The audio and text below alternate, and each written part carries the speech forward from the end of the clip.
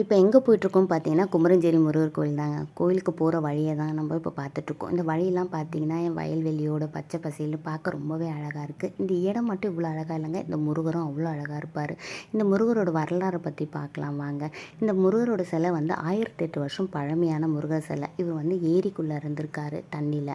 அப்போது வந்து 2000ல் வந்து கோடைக்காலம் வரும்போது நீர் வற்றும்போது முருகரோட சிரசு வந்து ஊர் மக்களுக்கு தெரிஞ்சிருக்கு.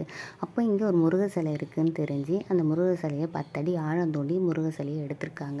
இந்த முருகர் சிலை வந்து பார்த்திங்கன்னா 7 அடி உயரமும் பிரம்ம சாஸ்தா கோலத்துலேயும் இவர் வந்து காட்சி அளிக்கிறாருன்றாங்க. இந்த முருகர் சிலையை எடுத்தவருக்கு குடிசை கட்டி இந்த முருகர் சிலையை வச்சுருக்காங்க. அங்கே வச்சு வழிபடும் போது ஒரு ராஜேந்திரன் ஒருத்தர் வந்து இந்த முருகருக்காக ஒரு கோயில் கட்டி அந்த முருகர் சிலையை குடிசையிலேருந்து எடுத்துகிட்டு வந்து இந்த கோயிலில் வச்சு குடமுழுக்கு 2003ல் நடத்தியிருக்காருங்க. இந்த கோயில் கட்டின ராஜேந்திரன் வந்து வெளிநாடு மலேசியா சிங்கப்பூர்லாம் போகிறது இல்லாமல் பெரிய செல்வந்தராகவும் ஆயிட்டாருன்னு சொல்கிறாங்க. இந்த முருகர் சிலை வந்து ரொம்ப அழகாகவும் நேர்த்தியாகவும் இருக்கிறனால இது ஆராய்ச்சியாளர்லாம் வந்து என்ன சொல்கிறாங்கன்னா, பல்லவர் காலத்தில் மட்டும்தான் இந்த மாதிரி நேர்த்தியாகவும் அழகாகவும் ஒரு சிலையை செதுக்க முடியும். அதனால் இது பல்லவர் காலத்து சிலையாக தான் இருக்கும் அப்படின்னும் ஆராய்ச்சியாளர் வந்து சொல்கிறாங்க.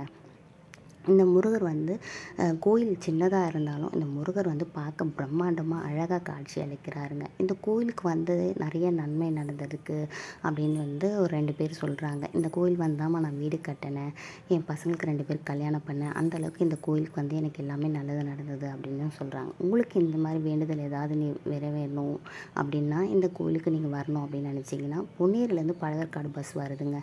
அந்த பழவேற்காடு பஸ்லேருந்து வந்து மெதூர் இறங்கிட்டிங்கன்னா மெதூர்லேருந்து ஷேர் ஆட்டோ ₹40 ₹50 கேட்குறாங்க. அப்படியும் உள்ளே வரலாம். அப்படி இல்லை நான் பஸ்ஸு காரில் தான் வருவேன் அப்படின்னு நீங்கள் நினச்சிங்கன்னா வந்து பழவேற்காடு ரோட் வந்துட்டு மெதூர் வரும். மெதூர்லேருந்து ஒரு லெஃப்ட்டு கட் ஆனீங்கன்னா நேராக உள்ளே வந்தீங்கன்னா காவனூர்லேருந்து ஒரு லெஃப்ட்டு கட் ஆனீங்கன்னா இந்த கோயில் வந்து ரீச் ஆகிடலாம், குமரஞ்சேரி முருகர் கோயிலை.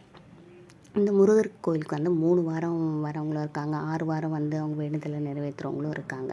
உங்களால் எப்படி முடியுதோ அப்படி வந்து பார்க்கலாம். இந்த முருகர் வேண்டுதல் இருந்தால் மட்டும் தான் வரணும்னு இல்லை. இந்த முருகரோட அழகை பார்க்குறதுக்கே நீங்கள் வந்து பார்த்துட்டு போகலாம். அவ்வளோ அழகான ஒரு முருகர் சிலையாக இருக்காருங்க இங்கே.